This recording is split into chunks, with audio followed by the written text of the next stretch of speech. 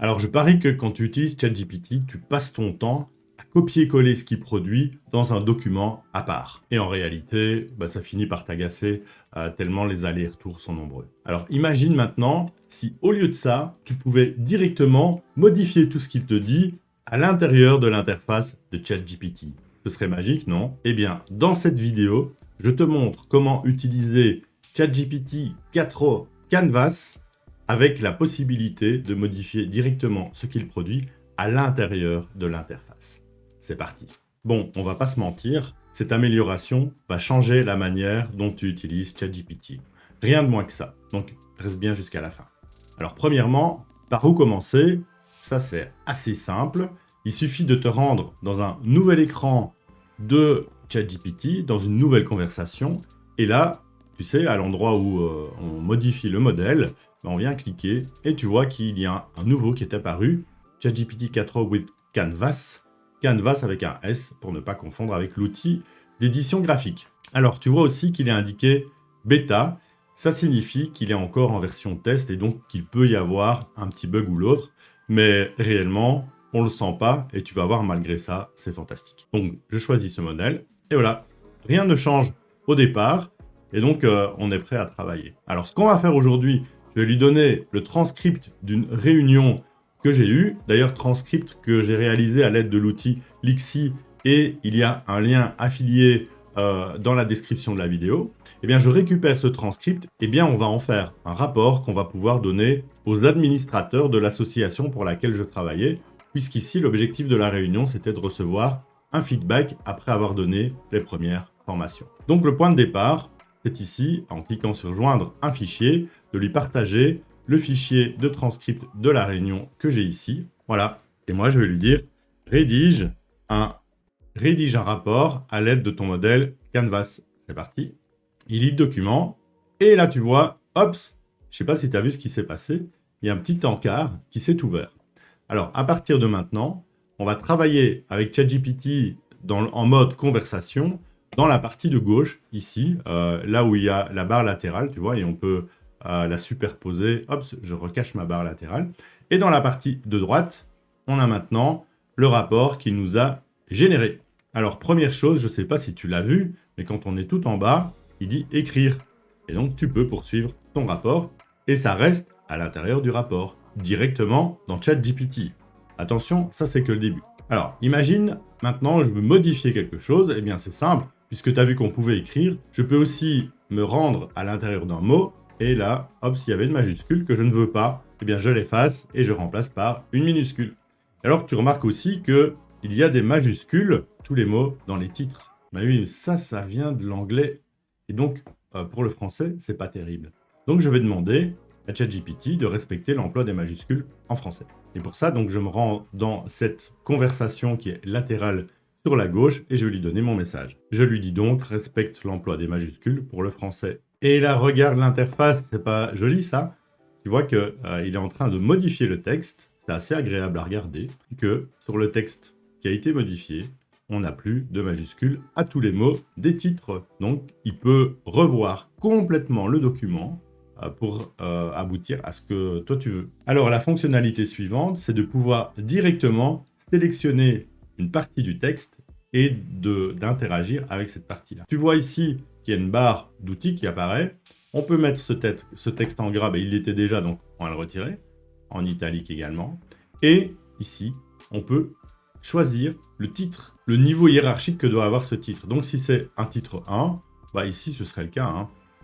Voilà, titre 1, eh bien on a un titre 1. Tu verras plus tard à quoi ça sert. Deuxième chose, on peut interagir avec ceci. Et tu vois, il y a demander à ChatGPT, eh bien on va le dire, je ne veux qu'une seule phrase. Voilà, feedback de la formation, il a compris. Il n'agit que sur le texte qui a été sélectionné.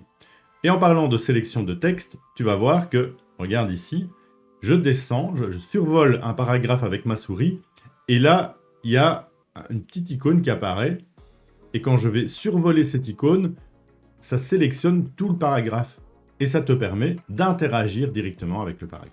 Voilà, et là, tu peux lui dire « Expliquer à une personne qui ne connaît rien du projet ». Voilà. Et ici, il est indiqué, le but de cette session était de présenter les avantages de l'adoption des nouvelles technologies par les PME. On va maintenant aller un pas plus loin. Mais peut-être que c'est le moment de liker, de t'abonner ou de laisser un commentaire pour me dire qu'est-ce que tu ressens déjà à voir toutes ces nouveautés. Alors la grosse nouveauté, et je pense que ça va vraiment changer aussi ta façon de travailler avec ChatGPT, c'est la barre d'outils qui arrive ici. Donc tu vois, il y a une petite icône d'un crayon avec cette étoile magique des intelligences artificielles qu'on voit partout. Tu survoles cette barre d'outils et tu vois que d'autres outils arrivent. Le premier, c'est d'ajouter des emojis. Alors si je clique dessus, eh bien les emojis vont apparaître dans tout le texte. On va le faire, ça peut être amusant. Alors tu vois qu'il faut utiliser cet outil en 2 fois. Donc je clique ici, une première fois je sélectionne l'outil, et ensuite un deuxième clic, je le lance. Et voilà, tu vois qu'il a ajouté des emojis un peu partout. Alors pour cette version-ci, réellement je trouve que c'est pas pertinent. Il a ajouté des emojis partout, ça ressemble un peu à rien. Mais j'ai fait d'autres tests, et quand tu as peut-être terminé ton rapport, tu peux utiliser cette fonctionnalité, ça apporte vraiment quelque chose. Bon, ici, on n'aime pas trop. Alors, ce que je vais faire, tu vois ici maintenant qu'il y a affiché les modifications, on peut cliquer dessus et il nous montre ce qui a été modifié. En fait, il a surligné en jaune, j'espère que ça se voit bien à l'écran, et en réalité, on peut lui demander bien d'annuler cette modification. Je clique ici sur version précédente et il me retire tout, je restaure la version et tu vois qu'on n'a plus les emojis qui apparaissent ici. Alors le deuxième outil, c'est peaufiner. Je pense que cet outil doit plutôt être utilisé à la fin parce que c'est un outil qui va te permettre de rendre cohérent tout ce qu'il y a dans ton rapport. Alors, pourquoi c'est intéressant? C'est quand tu as fait pas mal de modifications. Tu modifies un paragraphe par-ci, par-là. Finalement, ton texte peut perdre en cohérence et peaufiner va te rendre cette cohérence pour que tout soit peaufiné comme son nom l'indique. Alors, je clique dessus et tu vas voir comment ça fonctionne. Donc, de nouveau, il va passer en revue tout le texte et il va le revoir pour que ce soit plus cohérent, comme je viens de le dire. Le troisième outil, c'est niveau de lecture. Alors, je pense que tu le sais, mais ChatGPT peut vraiment s'adapter à son audience. Donc, par exemple, je voudrais apprendre la physique quantique, je voudrais apprendre quelques notions, et j'y connais rien. Si je lui demande de me l'expliquer, il va me l'expliquer comme un professeur d'université. Et donc, je risque de ne pas comprendre grand-chose. Alors, je préfère lui dire, explique-moi la physique quantique comme à un enfant de 12 ans ou peut-être à un ado de 15 ans, pour être sûr qu'il emploie des mots à mon niveau. Et donc ici, c'est ce qu'on va pouvoir faire. C'est dire, tiens, on va changer ce niveau de lecture. Donc imagine que tu as, dans l'exemple que je donne ici d'une réunion, c'est une réunion qui s'est passée avec des personnes assez techniques, mais toi, tu es un peu chef de projet ou bien c'est une réunion que tu suis de loin. Eh bien, tu aimerais bien que quand tu reçois le rapport, il soit à ton niveau pour que tu comprennes quelque chose. Et donc, la personne chargée du rapport peut dire, voilà, je vais un peu simplifier le langage de cette réunion pour qu'il soit accessible à toutes les personnes à qui je vais envoyer ce rapport. Alors là, on clique sur niveau de lecture et tu vas voir, c'est absolument fou parce que on a un curseur qu'on peut déplacer pour augmenter ou diminuer le niveau de lecture. Donc, on a un niveau de lecture actuel. Si on l'augmente, on passe au niveau lycée, université et enseignement supérieur. C'est un peu bizarre qu'il indique enseignement supérieur qui est supérieur à l'université. Bon, en Belgique, c'est pas comme ça. C'est peut-être comme ça en France, au Canada, en Suisse ou ailleurs.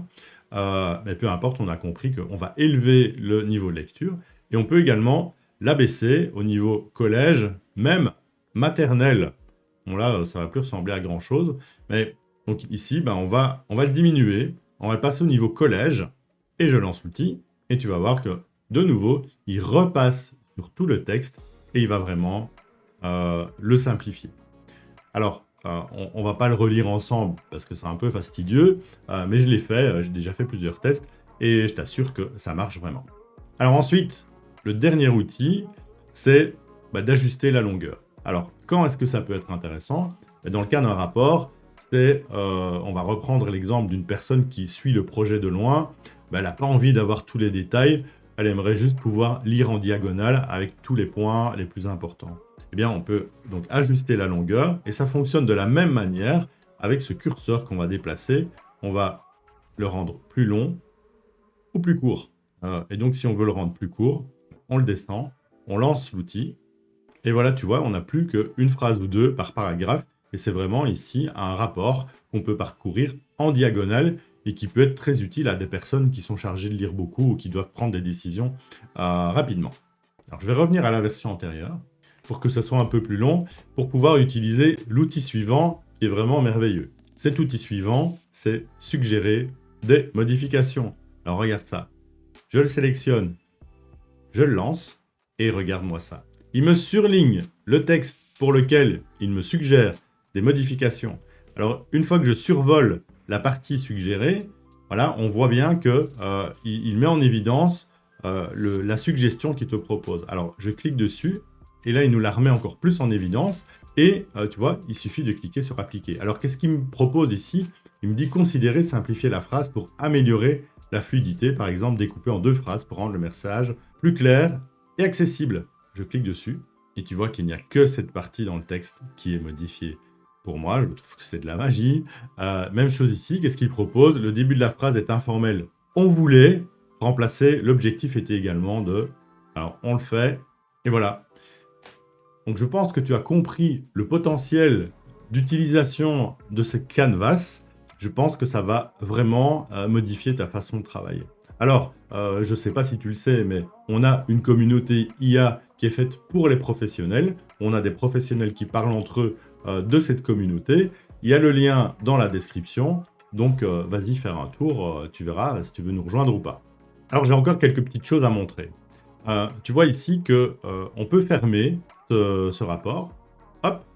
Et il reste ici affiché avec un encart un peu plus spécifique. Donc ici, je vais lui demander de rédiger un nouveau rapport sans modifier le précédent.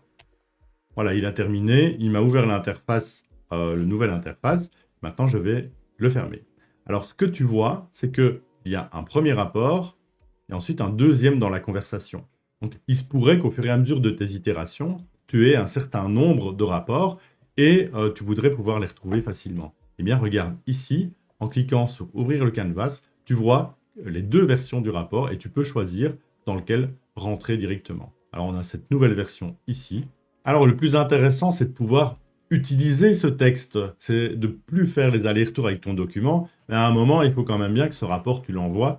On ne peut pas l'envoyer dans ChatGPT. Alors, tu vois que ici, il y a une possibilité de le copier avec cette icône, avec ce bouton. Tu cliques dessus, il copie, et je vais te le mettre dans un document, un nouveau document. Tu vois, c'est pas terrible. Il utilise ce qu'on appelle le Markdown, qui est une façon de mettre en forme sur Internet.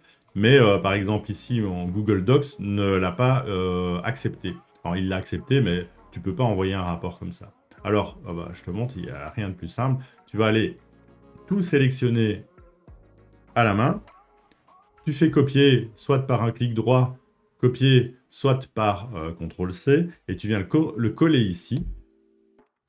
Voilà, et là, tu vois, il y a un respect de la mise en forme. Alors, ce qui est encore mieux, je ne sais pas si tu te souviens, mais tout à l'heure, on lui avait dit, tiens, ici, c'est un titre 1, tu vois, tout ce paragraphe est un titre 1. Celui-ci est un titre 2, et ici, c'est tout simplement du normal. Bon, ok, c'est du gras ici, on retire le gras, c'est assez facile à faire, ça ne demande pas trop de temps. Et donc, tu vois que ton rapport, il est utilisable directement. Encore mieux, ça se passe ici en Google Docs, mais aussi en Word, puisque tu as bien gardé toute la structure de tes titres, eh bien, dans le document, il peut te faire la table des matières directement. Ça, je pense que tu le sais si tu rédiges des rapports. Alors voilà, c'est terminé. Donc, dis-moi ce que tu en penses. Nous, on va vraiment le tester de façon plus approfondie aussi avec la communauté. Et j'aimerais savoir ce que toi, tu en as fait, des choses que tu as éventuellement découvertes et que nous, on n'a pas encore vues. Allez, merci, à bientôt.